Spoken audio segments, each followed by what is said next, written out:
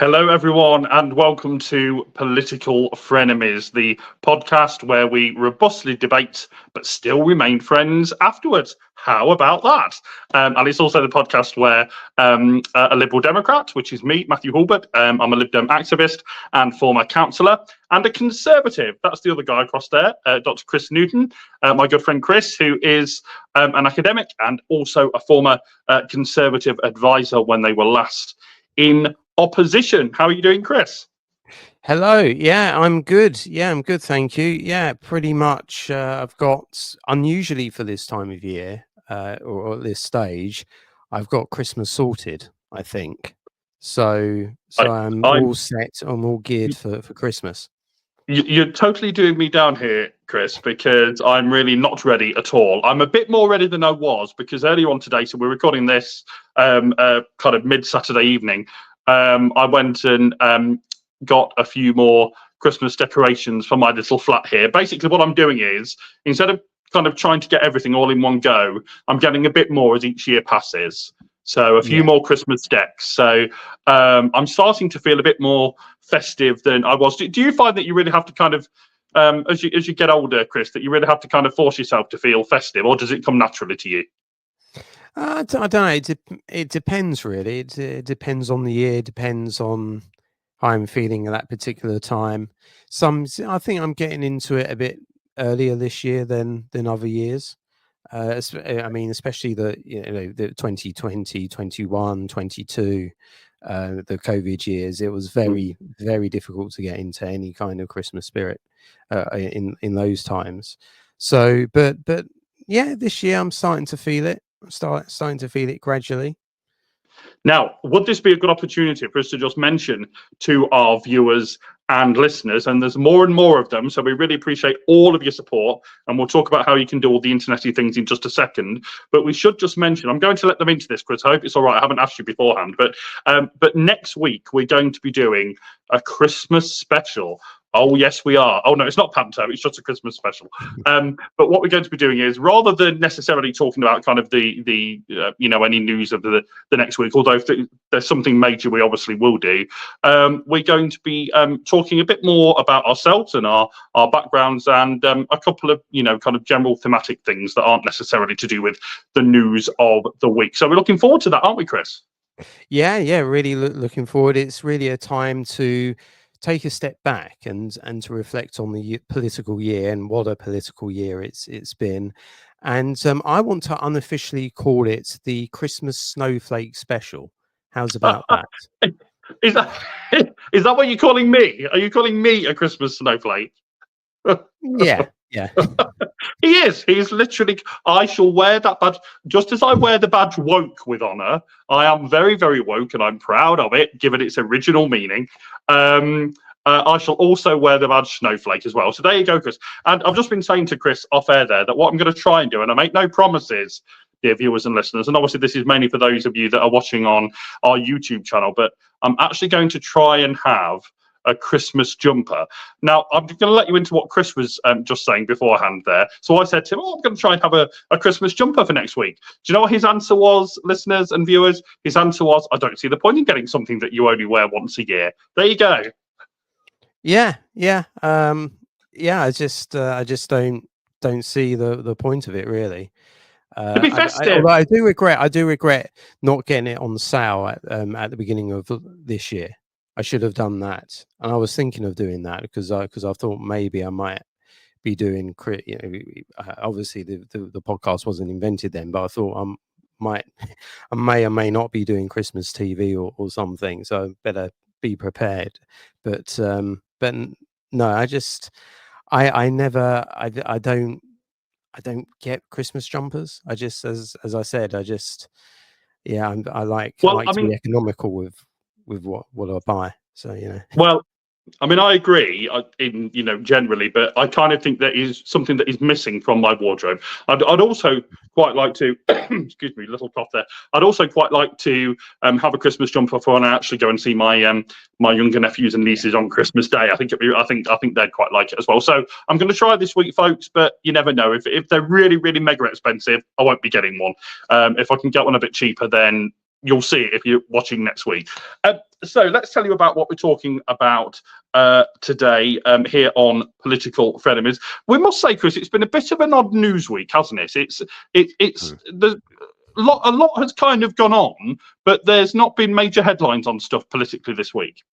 Yeah, a lot has happened, but it's not much. It's not really new, if you see what I mean. Right. If that makes any sense. So there's a lot of sort of government announcements that we know already what they're going to do, because Starmer made the speech last week. There's economic news, but again, it's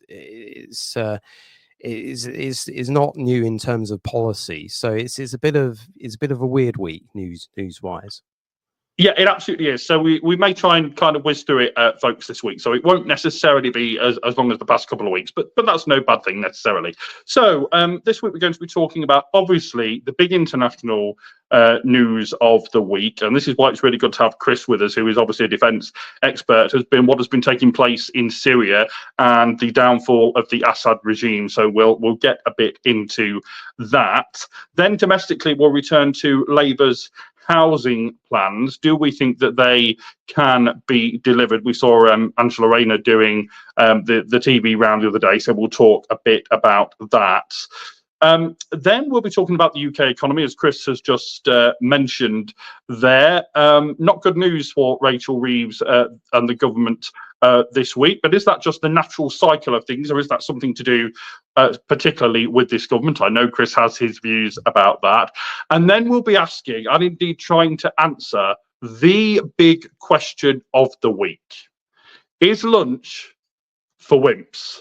So what we're going to try and do is we're going to try and channel our inner Gordon Gekko from the 1980s and answer the question, is lunch for wimps? So we're looking forward to that. So are you ready, Chris? Yeah, ready as I'll ever be.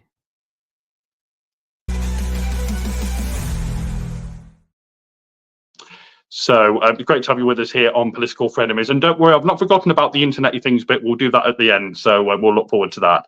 But we'll start with, obviously, the big international news of the week, which has been the downfall of the Assad regime finally in Syria. And we've seen lots of celebration on the streets, and in a few minutes I want to ask Chris about whether those are understandable celebrations, but whether they're a bit preemptory. Is that a word? I think it is, because we're not entirely sure about what is going to follow the Assad regime. We hope it's going to be obviously something much better and much more kind of small L liberal, but we're not really sure about that. So Chris, I can't pretend that, I mean, I've seen the news this week, but I don't want to pretend to be an expert in something that I'm not, but you thankfully are.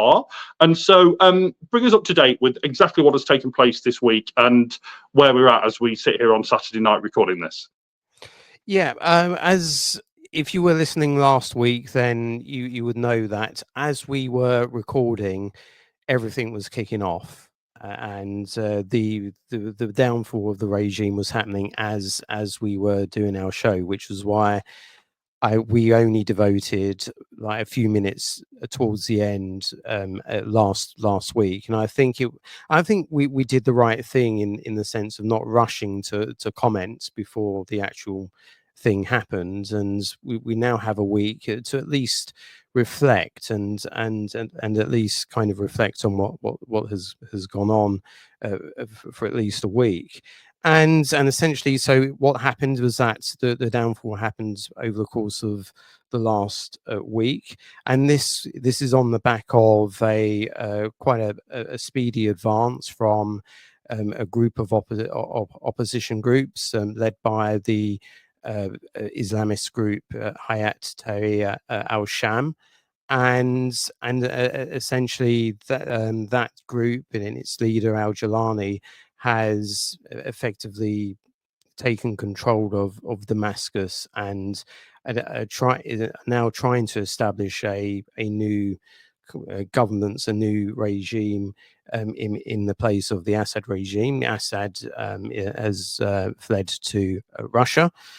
And essentially, so at the moment, al-Jilani and HTS, they're trying to establish their regime. They've adopted a pragmatic approach at the moment, and they're saying that we're not going to be sort of totally hard line and so forth. We'll have to see whether they keep their word on that. But it has to be said that they don't control the whole of Syria. They control the western, essentially the western sort of part of that, and the groups that are being led by HTS. There's a whole series of groups and many of them have got their own agendas. But to the north and northeast, you've got the Turkish-backed groups. You've to the east, you've got the Kurdish groups. And you've also in the eastern part as well got Islamic State, and it's worth saying that the Kurdish and the Turkish-backed groups are fighting. The Kurdish areas are also having difficulties in terms of there's a lot of Arab disquiet against Kurdish control in that area as well. So it's extremely complex. It's extremely dynamic at the moment, and we'll just have to see. This is why I'm making predictions at the moment about what's going to happen, what the implications are. We can make some guesses, but it's very difficult because it's extremely complex. You've got lots of different groups, and as we've seen over the past couple of weeks, things can very easily change. Yeah, absolutely, Chris, and thanks for that introduction, which I think is really useful for me and indeed for our listeners and viewers. So, I mean, I want to ask you. Obviously, we saw the pictures this week of people celebrating on the streets, and you know, understandably, at the fall of this dreadful regime, and we've seen some opposition figures released from prison, etc., etc., and all of these are, I think, are positive things. But whilst understandable, would you say as an analyst that some of these celebrations are a bit previous, given that we don't know what exactly is going to happen? Yeah, I think that's fair. I think you can you can mention the good aspects as well as the potential risks in this. So obviously there are good aspects. Assad was a brutal regime who represses people who the civil war that went on there was extremely bloody. He really repressed his own people. You might have seen the footage of the big sort of prison, and the conditions for prisoners in Syria. There as a result of the Assad regime. So from that perspective, it's that's seen as a positive. Geopolitically, there are also positives as well. Assad was a key ally of Russia and Iran, and these two powers have suffered a considerable reputational blow. Now Russia is trying to scramble, trying to see if they can get anything. They're trying to backtrack from stuff they've said about HTS in the past, and they're seeing if they can get anything out of this regime. Remember, the Russians have a naval base and an air base on that coastal bit of Syria, and it remains to be seen whether the Russians can maintain a presence there or not. There are sort of conflicting reports about Russian withdrawals and so forth. We just don't know what's going to happen there. We'll have to see. But there are also risks as well. The people who have taken over, as I mentioned, they're Islamists. They have undertaken a pragmatic, or they've announced their intention that they're going to be a bit more pragmatic. They've said women, we were not going to demand for women to be covered up, and we're going to adopt a decentralized approach which would respect the different minorities and groups in Syria.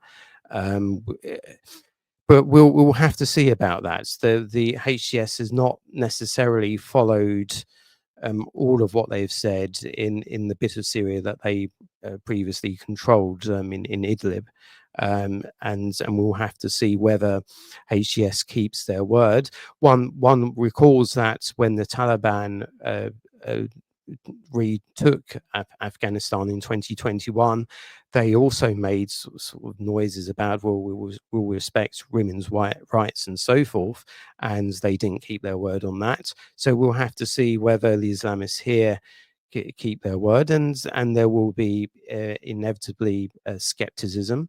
Remember that this is an organization, HTS, that whose lineage comes from Al Qaeda, but they distance themselves from Al Qaeda during the course of the last decade, and they have strategic and ideological differences with Islamic State as well. So HTS is a more national movement.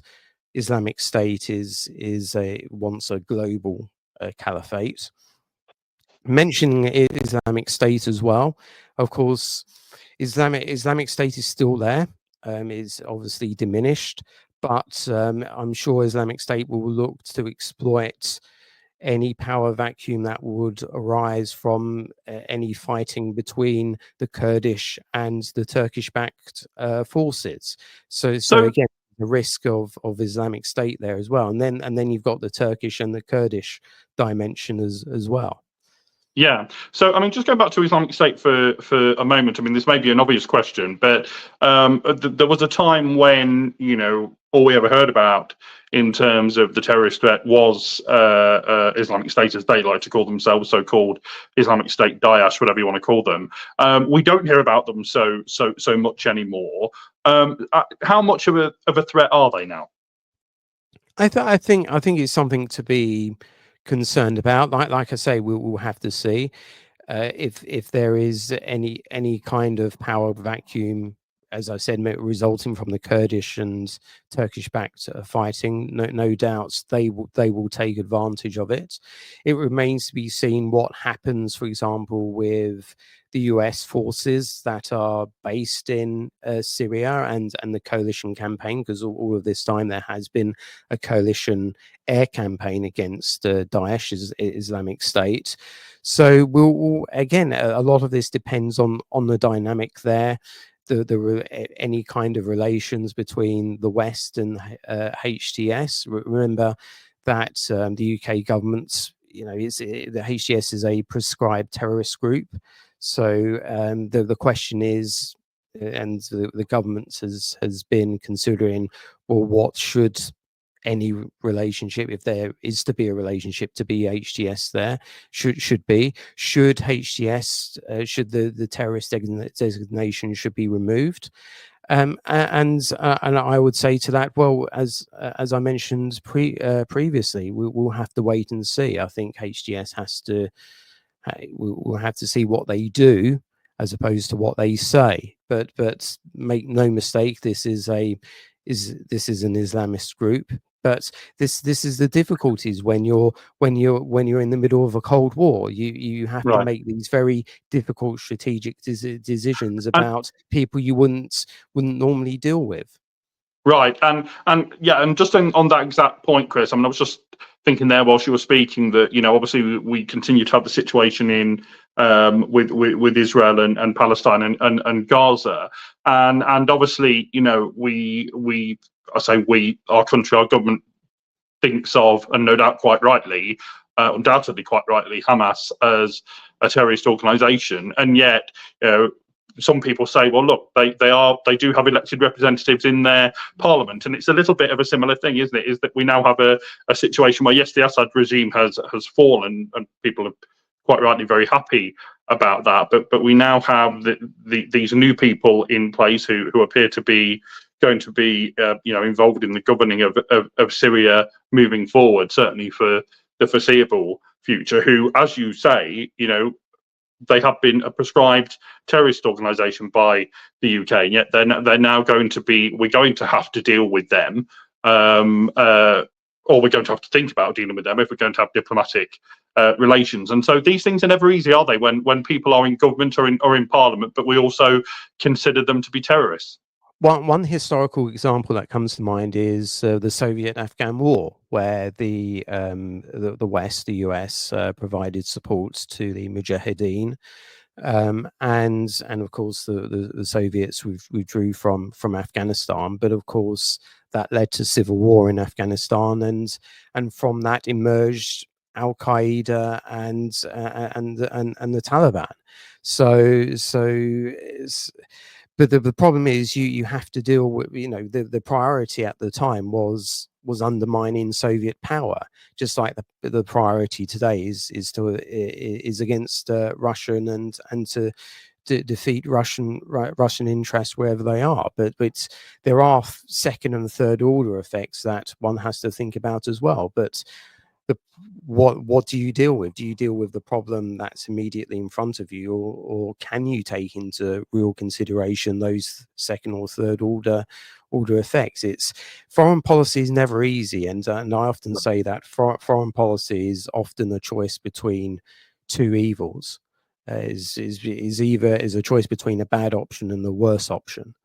So Right. That's why it's very difficult. Right. So just on that then, a couple of questions, Chris, and you're being really informative on these issues as you always are. So from, if you can try and get in the brains of the Russian and Iranian leaders, which I know is difficult, but so the first question is, what will they tactically be thinking now? What does this mean for them? What are their next moves likely to be, if you can try and second guess that? And secondly, for the West, and thinking especially of the UK and Europe and America, obviously that whole region is fairly precariously placed at the moment.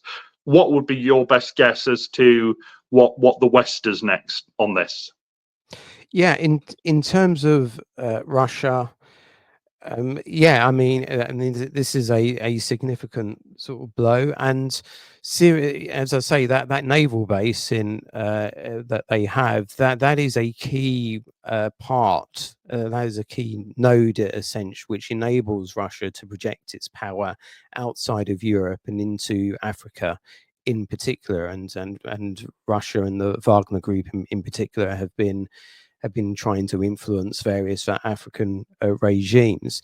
That the removal, any removal of control of the bases there will hamper them quite significantly. So firstly, I assume that they are going to try and maintain some kind of presence on their bases. They're also trying to get a base or bases in Libya as well, which has been there's been a civil war ongoing on there as well, and the Russians have been trying to, in particular, trying to get on side with Haftar and trying to get as some kind of deal there. So Russia from that perspective, will try and salvage something. Whether it can or cannot, we'll have to see. Iran is in a real, if there's a big loser from this, it really is Iran, because the collapse of the Assad regime is a symptom not only of the fact that Russia has been distracted in Ukraine, but also it's a symptom of the fact that Hezbollah, who's been propping up Hezbollah, is a demonstration that they have been severely weakened by the Israelis in their campaign against Hezbollah. So if you look at the position from the perspective of Iran, they've lost a key ally. Hamas, has been hammered. Hezbollah has been severely degraded, so their proxy strategy is in ruins. They've lost a key ally, and so where do they go from there? And many are fearing, well, they might go. They're already quite close to developing a nuclear capability, and they might just accelerate that. So another risk of this is actually, because Russia and Iran have suffered a severe reputational blow, they might do something to establish their reputation and credibility. So that's one of the bad kind of risks on the risk side of the equation. In terms of the West, it's, as I mentioned earlier, it's very difficult to see what they're going to do. It's and they haven't really indicated what they're going to do, how they're going to deal with the new regime in in Syria. And if they do, then it does mean that that realpolitik and pragmatism is ultimately more important at this stage, which is why it's very difficult, especially if you're in a Cold War situation, to have a 100% ethical foreign policy, because you're facing all of these dilemmas. But there hasn't, as far as I'm aware, there hasn't been a clear direction of travel from the UK or indeed the Biden administration, not least because the Biden will be out in over a month's time now. And perhaps finally from me on this, Chris, I mean, do you think this will give hope to the leaders in Ukraine and indeed the people in Ukraine, or is this something really quite separate? Yeah, I mean, it's it demonstrates that the Russians can overextend themselves, and a part of their wider grand strategy has fallen apart. It has to be said that if there's one thing that Putin fears more than anything, and it's one of the things that him and his and elements of his regime and the military go on about all the time, is the threat of a revolution, is a threat of of an uprising like this, especially in the 2010s. What influenced Russian thinking, especially, and what, for example, was one of the things that Gerasimov's the Russian chief of the general staff made a big speech in 2013, where analysts say, oh, the Russians are outlining this new form of war, hybrid warfare, which is about kind of influencing your enemy and to doing stuff which is below the threshold of armed conflict. What Gerasimov was really talking about was what he believed the West was doing was undermining kind of Russian favored regimes in different parts, you know, especially in Eastern Europe and different parts of the world, or authoritarian regimes, I should say. So from that perspective, again, this will set Putin's paranoia alarms quite considerably, and again, how will he respond to that? Well, hopefully he won't respond by doing something extremely stupid, although he's done lots of stupid things already. But we'll see. But it does demonstrate, you know, to Ukraine and the West that the Russians, you know, their grand strategy isn't perfect. There are flaws there, and that the Russians are overextending themselves. Now, whether they retrench and focus on Ukraine is another matter, but we'll have to see. And we'll certainly be keeping a watching brief on this situation moving forward internationally, not just in Syria, but indeed in the wider Middle East, on Political Frenemies next year. Right, we're going to move on to domestic matters now, and we're going to talk about Labour's housing plans. And obviously what they've announced has been quite ambitious, a 1.5 million target that has been set by Angela Rayner's department. So obviously she's Deputy Prime Minister, but she's the Housing Secretary as well.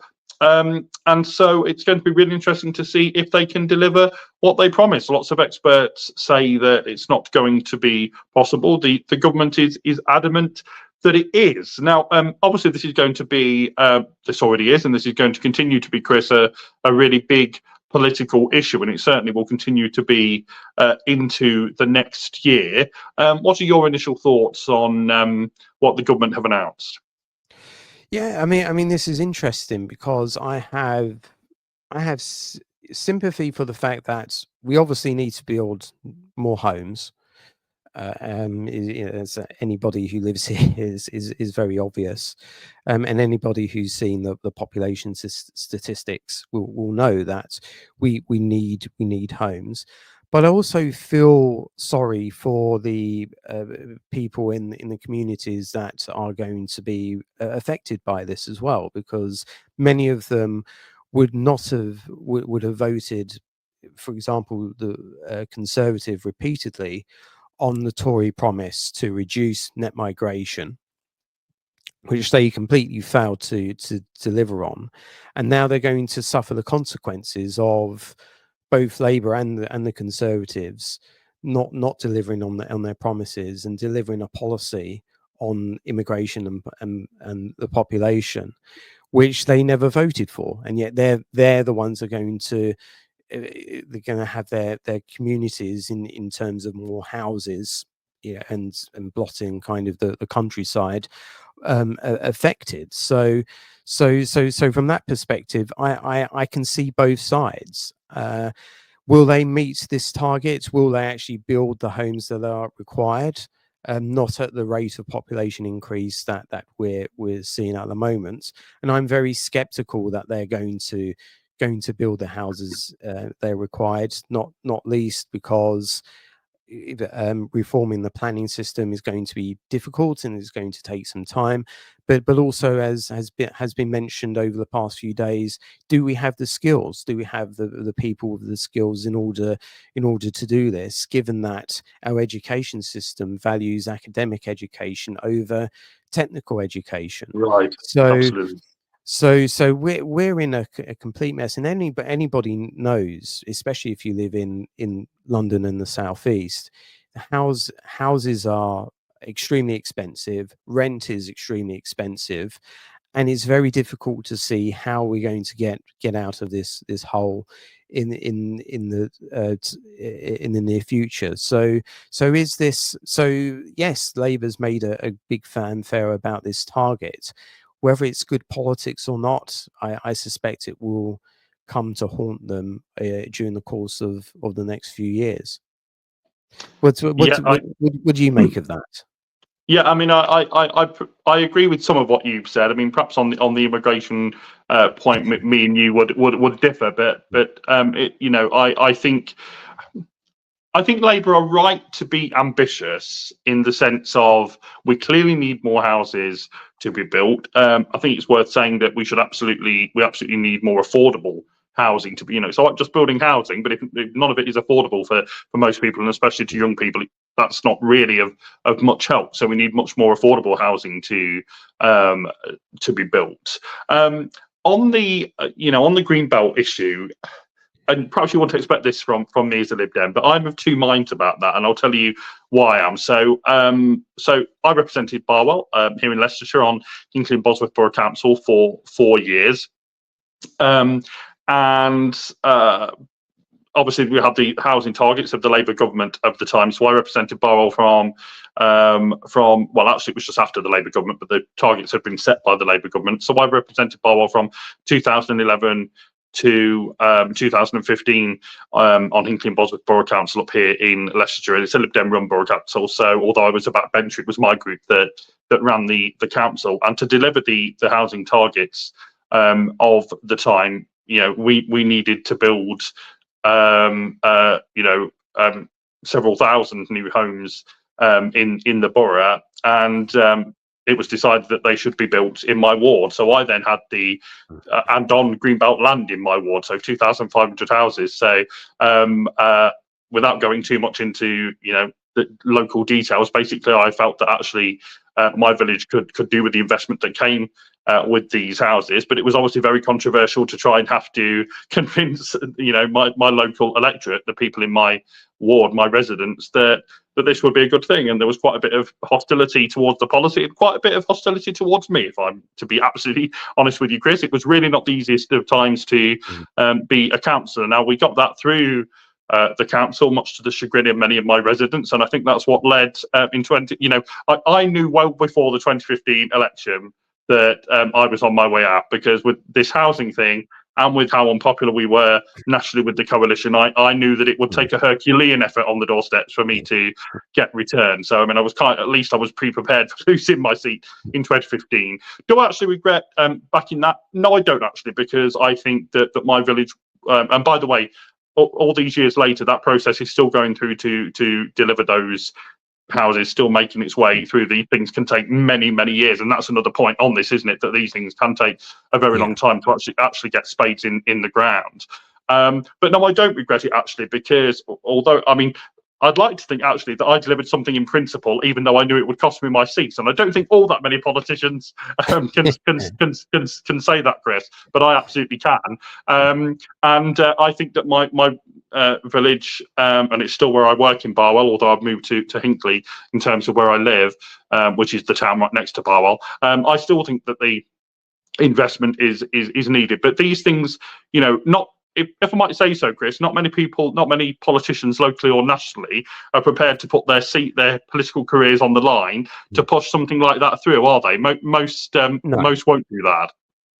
No, and yeah, I mean, if you believe that was the right thing to do, then yeah, I respect anybody who sort of does anything out of principle, irrespective of how it will play locally to the electorate, or whether it will cost you politically. So in that respect, I do admire what you did. And but do you think? Can I just ask you, Chris? Do you think we? I'm not trying to suggest that Greenbelt isn't important. It clearly is. But do you think sometimes we kind of fetishize Greenbelt, that it's an absolutely horrendous thing if it's ever built upon? Whereas my view is, I think we have a lot of Greenbelt that's really just sitting there, and it's nice to have countryside. Of course it is, and it absolutely is. England, the green and pleasant land, and all of that. But we need houses, and so there's got to be some kind of compromise there, hasn't there, at some point? Yeah, I mean, again, I can see sort of both sides, and there's a part of me that says, why can't we be more like the Victorians and build stuff quickly? How many years did it, or how long did it take Notre Dame to be sort of refurbished? That was only a few years, wasn't it? Right. So that's the example that people are citing at the moment. So there is a frustration with me for infrastructure projects and so forth, but I do feel for people in local communities who have enjoyed kind of these green spaces, and against their will, they're just not, they're being, their concerns are essentially being ignored. So, I mean, how much did that play with you? How much, do you not see from their perspective? You lived in an area maybe for decades, and it's changed. You don't really want it to change. You've enjoyed these green, you enjoy the green views, the green spaces, and everything is kind of disrupted. So is that something, is that something that plays on your mind? Of course it is, and believe me, I mean, I had to go to public meetings and kind of defend what we were doing and defend my position. And I even went to, as you can imagine, Chris, and I'm sure that you would have been advising them to do the exact same thing locally. The Tory opposition of the time were absolutely making a major play about this locally, and that's what they were the opposition, so that's what you'd expect them to do. But they called their own public meeting, at which we the two Lib Dem, we were a 3-seat ward, and there was one Tory and 2 Lib Dems for Barwell at the time, and so me and my colleague were invited to go along to this public meeting, and we went, right at the very end of the meeting, the local Tory leader basically said, "Oh well, I suppose we better give a chance to one of these Lib Dems, these dreadful Lib Dems, to kind of defend what they were doing." And I basically stood up and said, "Look, I've lived in Barwell all my life," which I absolutely had, decades at that point. it's a village that we've all seen has sadly declined since the loss of the traditional boot and shoe industry, which was the heart and soul of Barwell, as it was for so much of around here in Hinckley and Bosworth. And we're absolutely in need of both the housing and of the local infrastructure that was promised to come with it. Now, I absolutely believe that lots of people think that all you're going to get is the houses and not the local infrastructure. Of course, I believe that, and we absolutely do need to make it. We need to make it more compulsory for planners to not be able to just say, "Oh well, we can agree to this, but actually we won't do." I'm perhaps making it more simplistic than it is, but people will understand what I mean. That in the end we'll just deliver the houses, but don't worry about all this infrastructure. Of course, it can't be like that. The infrastructure is essential. I do agree. Sorry, I do agree with it there. Essentially, one of the things I've been looking at kind of new builds recently, and one of the things that I notice is that they're plonking these estates right in the middle of nowhere, right? Nowhere near, and they're not building kind of amenities and local shops and so forth. And I'm just thinking, well, this estate's in the middle of nowhere, and I'm just thinking, well, how are people going to get their local like paper, their local kind of, if they want to do a local shop, you can get milk or whatever. How on earth do they do that? So you're absolutely right there. There does need to be considerations, and this is the thing. It's not just about houses. It's not building the houses, but when I've had arguments with people about immigration, they've said, well, will they just build houses, the immigrants will pay the taxes for it and so forth. It's not just the houses. You need the infrastructure, and that is to accompany them, and that takes time.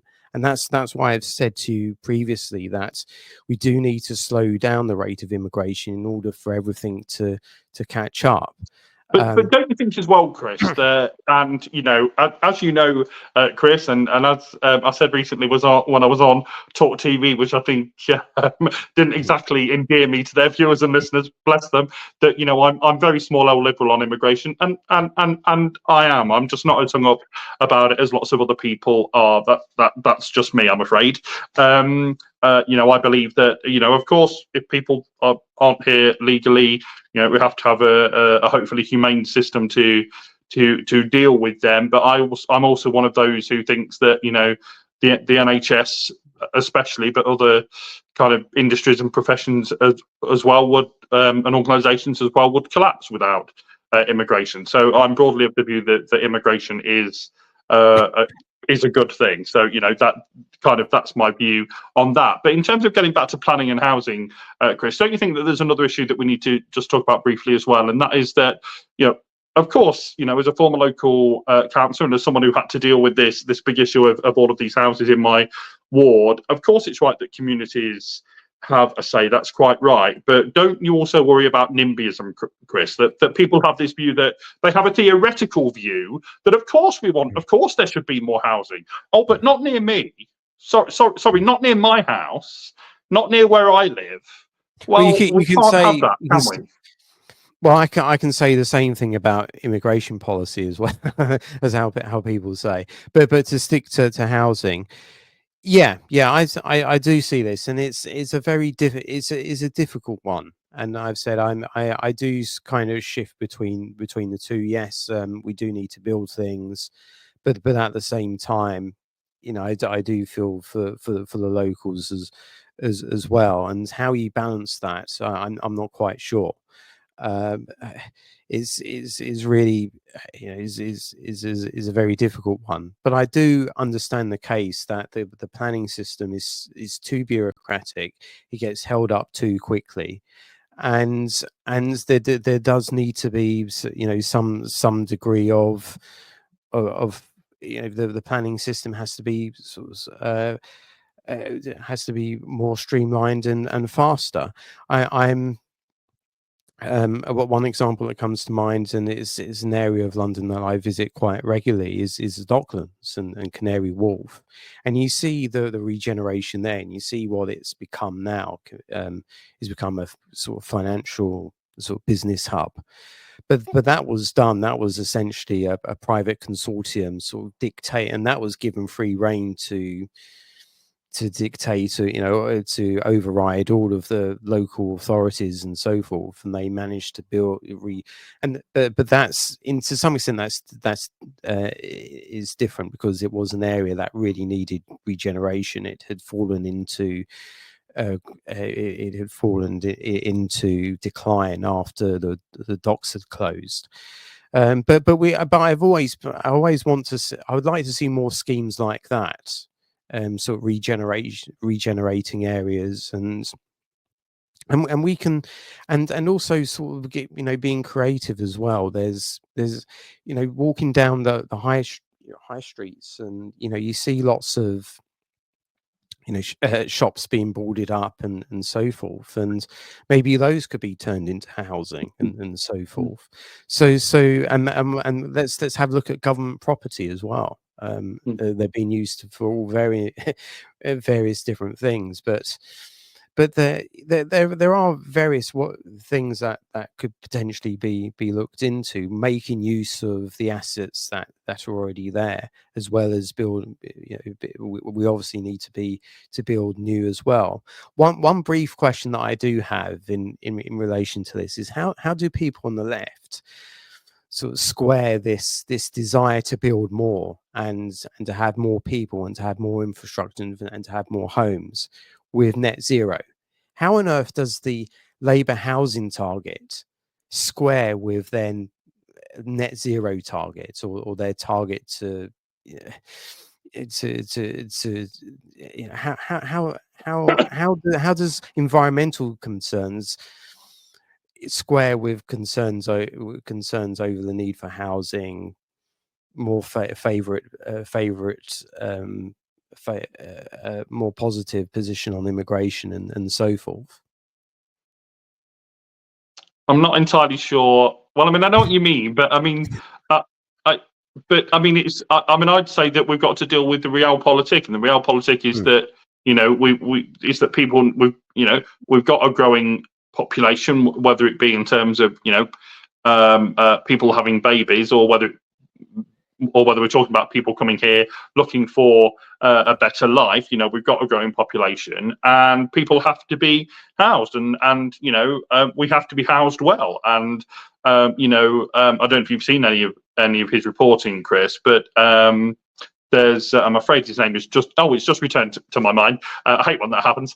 Daniel Hewitt of ITV. I don't think he's specifically their housing reporter, but he's done a lot on housing, and he's done a lot on some of the absolutely dire housing that some people have to live in, and especially some of this is local authority controlled housing, and it's just absolutely, and also private rented as well, and it's just absolutely appalling. So again, I think I'd certainly want to make the point that we're not just talking about any kind of housing here. Yes, you've got a roof over your head, but there's mold and there's all the rest of it.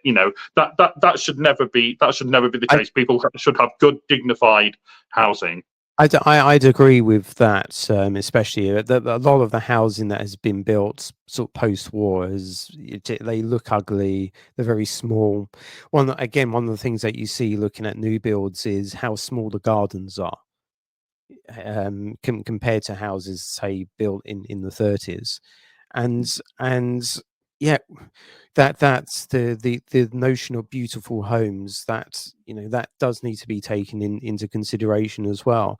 I'm not also in favor of kind of the desire to build loads of flats as well. I think, and lots of people at particular stages of their life, a flat higher up, it suits them, but surely there should be a priority also for houses with gardens and so forth. I think it depends on the person, Chris, and obviously whether people have got families, etc. I mean, I have to say, I think I'm not necessarily this one, but I think I'll probably be in a flat kind of forever and a day, and I have no problem with that. I love my little flat here. But I absolutely get what you mean, Chris. And this just shows that we need different types of housing provision for different types of people and different types of families. And we have all kinds of different family setups these days, and more people who, for whatever reason, find themselves kind of alone, and they obviously need housing as well. And I think one of the most difficult, and whilst I totally and I should just say that I'm not in a local authority controlled flat. I'm in a private flat here, but I mean, I think I often hear people say, and it's understandable in a sense, but it's still an issue that one of the worst things you can be if you're trying to get local authority housing provision is a single man with no children, because there's just basically, you're right at the bottom of the pile. Now, perhaps in a sense you should be, given that obviously we want children to have a good roof over their heads, but ultimately we want everyone to, and that is part of the point here. Just on net zero, because I don't think I really answered. I mean, I think we need to try our best to do both, and I guess that's what this government is trying to do, is to make sure that people are properly housed, and also to make sure that we meet our net zero targets. Now, whether those two things are doable at the same time, we'll see. It's part of how this government will be judged. But again, we'll keep a watching brief on housing. It's going to be a really big issue, continues to be, is now, and is going to continue to be in the run up to the next election. Can you believe it? Already talking about the next election. It never stops politics, does it? But I guess we're only going to get houses, Chris, if we have a strong economy, and that takes us into our third debate today, which is that obviously we've had the figures this week, and I have to admit I've not got them in front of me, but the UK economy shrank by a little bit, and Rachel Reeves was having to go out there and say that these figures are disappointing, but she's getting the fundamentals right, and all of those buzz phrases that we keep hearing. So I mean, one of the major questions here, Chris, is whether what Labour is doing, I mean, I'm sure it would deny this, but whether it is kind of talking down the economy. What are your broad views on the disappointing figures this week? Yeah, it's worth saying that these figures are October's figures, I think.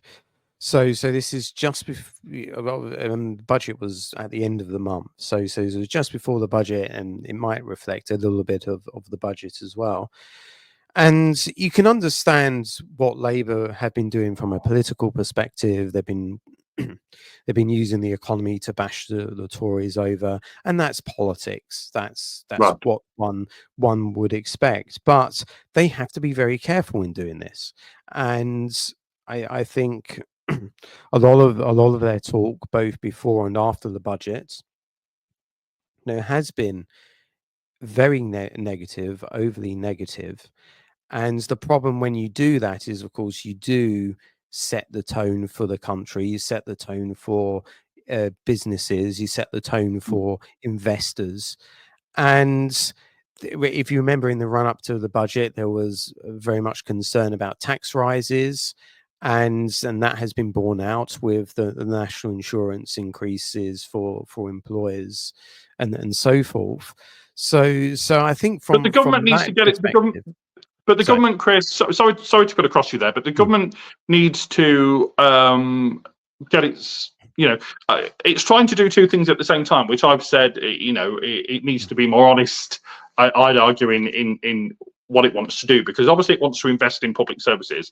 Every Labour government does, and I personally, as someone on the centre left, would absolutely. The NHS is basically crumbling at its foundations. It absolutely needs more investment, and so do our schools and the police and other public services too. So I would argue that that's absolutely right. But what it's trying to do at the same time, partly because it's trying to downplay the Corbyn years, where people felt that it was like a magic money tree and no one believed that it was what he was proposing was realistic. So what Starmer and Rachel Reeves are also trying to do is to say, we're straight down the line on the economy, and we're not going to wildly spend, and you can trust us with your finances, and we're going to be prudent for a purpose, and all of that Gordon Brown stuff. And it's trying to do both of those things at the same time. And I would argue that I prefer it to be a bit more honest, and say things like the Lib Dems did at one time, that, you know, a penny on income tax for education. And if people don't like that, they can not vote for you, you know.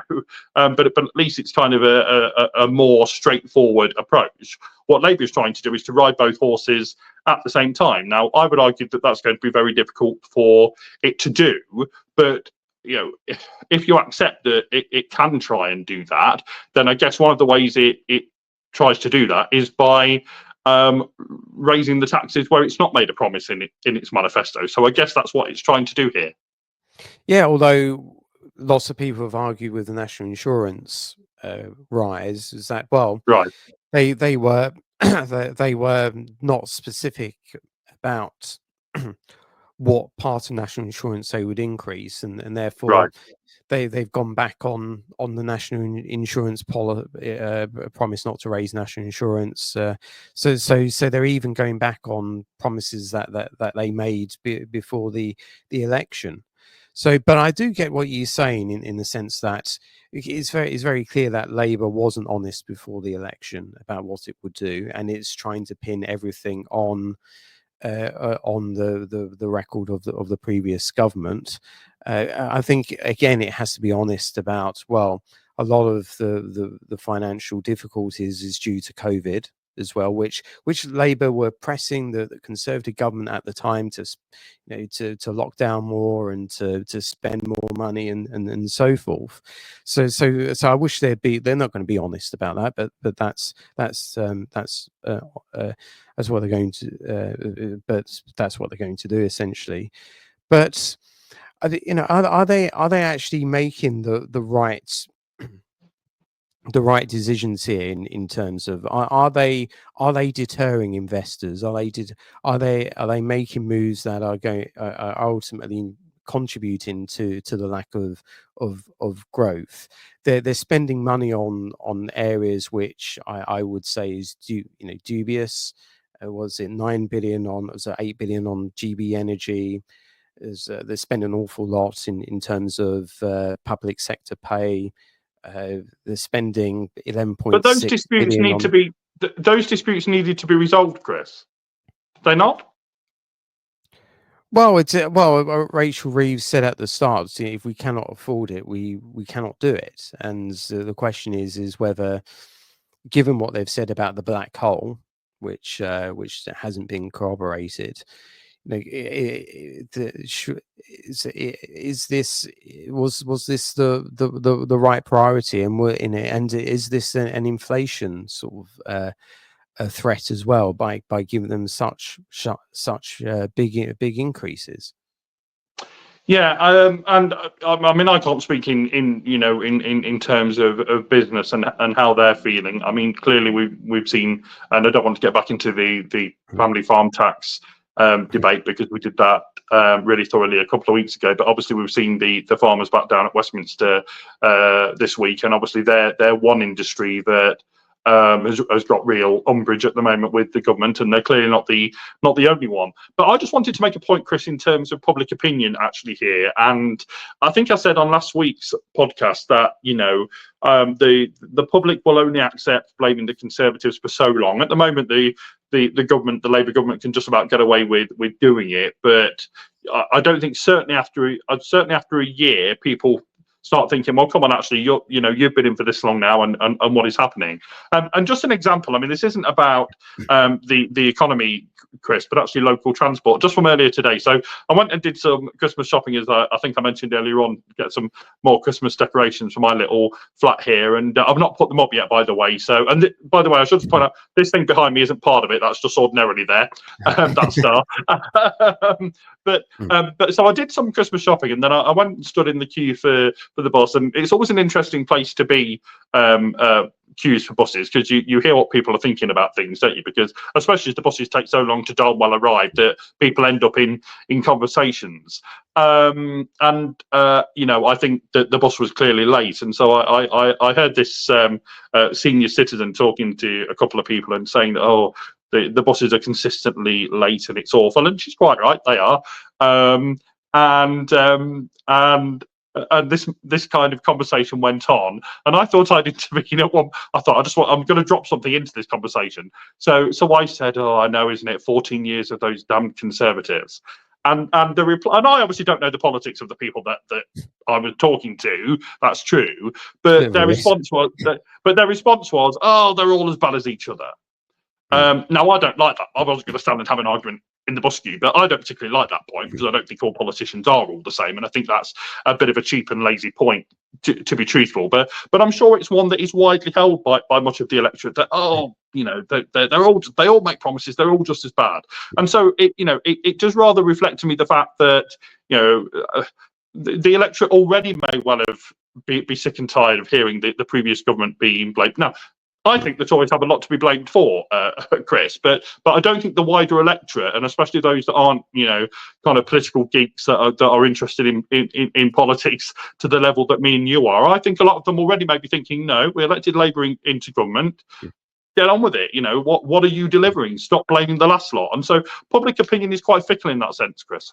Yeah, but the public have already given their verdict on the last Conservative government, which is why the Conservatives suffered heavily at the last election.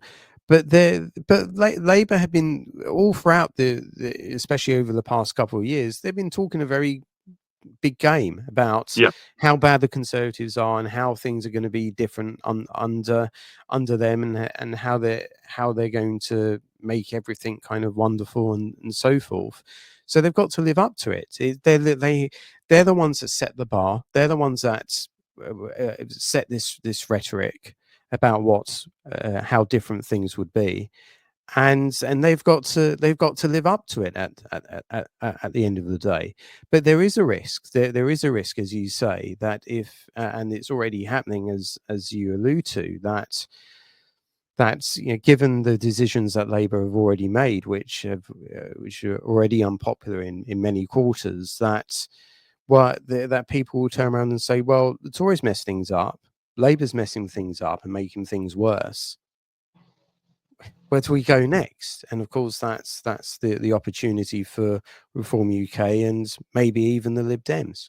I'm glad you said that, Chris. I thought you might have stopped at Reform UK there, Chris, and I was about to say, and the Lib Dems as well. I mean, it's interesting actually, and again, I don't want to get too much into this, and maybe we can talk a bit more about this next week when we do more general themes and not so much the news headlines for our Christmas special. But it's interesting actually that I'm not sure that I think especially, I think largely people have moved on from the coalition, but I think one thing that does linger on for us, a negative thing from those years that lingers on, I think, with the electorate, is that the Lib Dems are not necessarily anymore seen as the depository of the protest vote.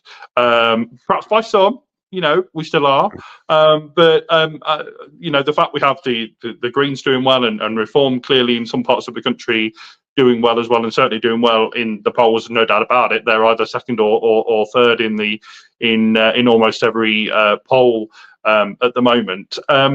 People clearly are looking for, they have other alternatives too, don't they, for a protest vote if they want to protest against the current government. Yeah, and I think we'll get into more next week, especially from a Lib Dem and a Reform perspective, as to the opportunities and whether our politics is fundamentally changing. Yeah, absolutely. So, Chris, it's time now. We're just over an hour, and so let's end off by answering the big question of the week, one that was posed by Kemi Badenoch, and perhaps in a second we can discuss whether it was wise for her to make these kind of comments and the politics of that. But let's actually answer the question itself first of all. At the moment, is lunch for wimps? So, Chris, do you have lunch? Where do you have it? What do you have? Tell us your lunch situation. What's going on? Well, with me, I mean, this is perhaps a point of disagreement with Badenoch.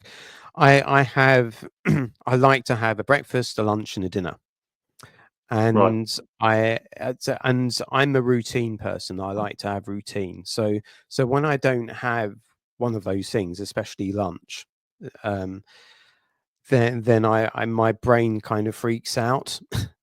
So I do. I think it's important to have three meals. And what do you having a have for lunch. your lunch? What do you have for your lunch, Chris? I'll just and again, this is another point of contention with Kemi is that I do actually have a sandwich. So And, yeah. and what are your favourite fillings? What do you tend to have? I like ham and cheese. So Yeah, we're in total alignment there, Chris, because so I love lunch too. It's one of my favourite meals of the day. I have to say, Chris, and I know that this is one of my downfalls, and perhaps why is one of the reasons, why, not the only reason by any means, but it's one of the reasons why I'm rather a rotund gentleman, to put it at its politest. But I tend not to have breakfast, and I'm trying to change that because I know that's important because it sets you up for the day. But I've just never particularly been a breakfast person, but I am trying my best to have breakfast, because obviously that means you're not quite as ravenous at lunch, but I really enjoy having what I tend to have. I do tend to eat at my desk, but I try and actually stop working and sit and just have lunch. But I tend to have a sandwich, and it's either bacon, lettuce and tomato, or indeed cheese and ham, if you just talking about there. I try and have a little pot of fruit as well, and then I try and have some kind of juice drink as well. So that tends to be my lunch. So I'm really pleased that we're championing the good old sandwich here on Political Frenemies. What did you think then about the actual comments? Now, I appreciate that Kemi Badenoch is trying to get out there as the new Tory leader.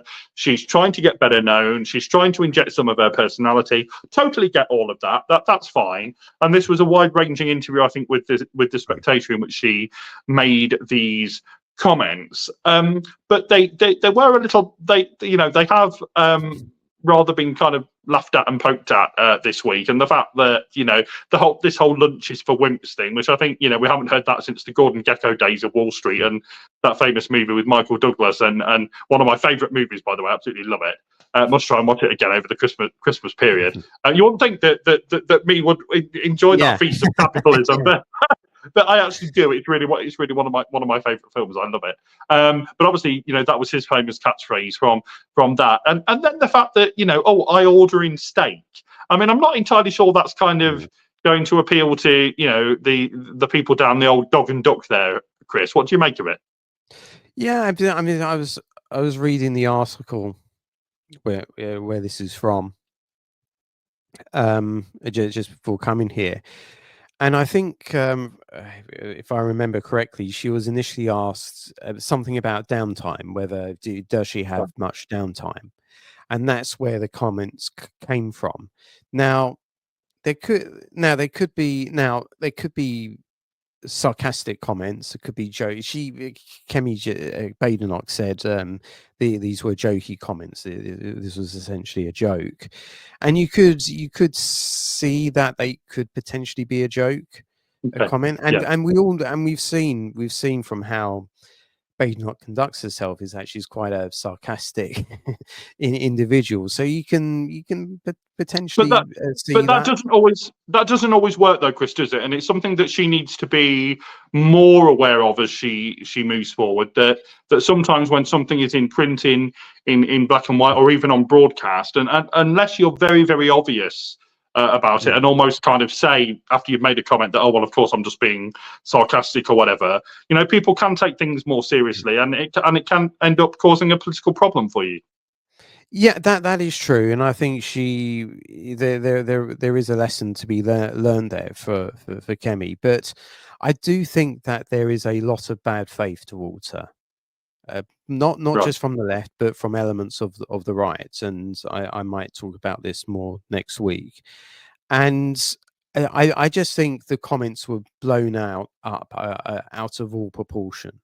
And I just think that perhaps if someone else were to say something like that, it wouldn't have been made a big deal out of. And unfortunately, there are elements of the press, and there are elements. Sorry, if I can finish this point. Yes, there are elements of the press who are really out to get her. And they will seize upon anything that she says. And I'm not saying this. I'm not going to like constantly defend her all this time. That I have criticisms of her, and again next week I might go into those. But I just feel that is the was how she was treated in relation to this. Is this firstly in proportion, and is this fair? And is there an agenda going on here? Well, I hope people know that what they get from us is that neither of us are slavish to our political parties or our political party leaders. I don't think we could honestly do a podcast like this if we were. The whole idea is that we're both fairly independent, and you'll criticise your party leader. I've certainly criticised mine, and hopefully only when it's fairly. When I think it's warranted, and it causes me some issues sometimes with my party. But I think our parties just need to realise that we're commentators, and part of being a fair commentator is not just sticking to the party line and saying where we think no, we might be wrong when we criticise. People are free to criticise us as well. Of course they are, but I think we're fairly independent, and that's why this podcast hopefully works for people. But these were interesting comments, and I think the final thing I'd say about them, Chris, is that it certainly created a lot of good content, didn't it? I mean, I took a photo of my not that I'm calling my content good content necessarily, but I took a photograph of my empty cheese and ham packet and put it online and said that I must be a wimp then, or something like that, and Nigel Farage obviously did a lot of content about it as well, and other people. So it certainly was a talking point, and kind of a fairly light-hearted talking point this week, Chris, which sometimes we need that, don't we, in these times? Yeah, I have mixed opinions about this. Yes, it's light-hearted, but given everything that's going on in the world, is this really a thing that it has to devote so much airtime, print, so much bandwidth? I think has been made. I mean, I to contradict myself a little bit, yes, from my perspective, and in terms of what I do for lunch, the comments are a bit weird, in the sense that I don't really understand the comment on steak. I don't really understand the comment on soggy bread. Although I don't like wet bread anyway. but yeah, unless it's in a soup or something. But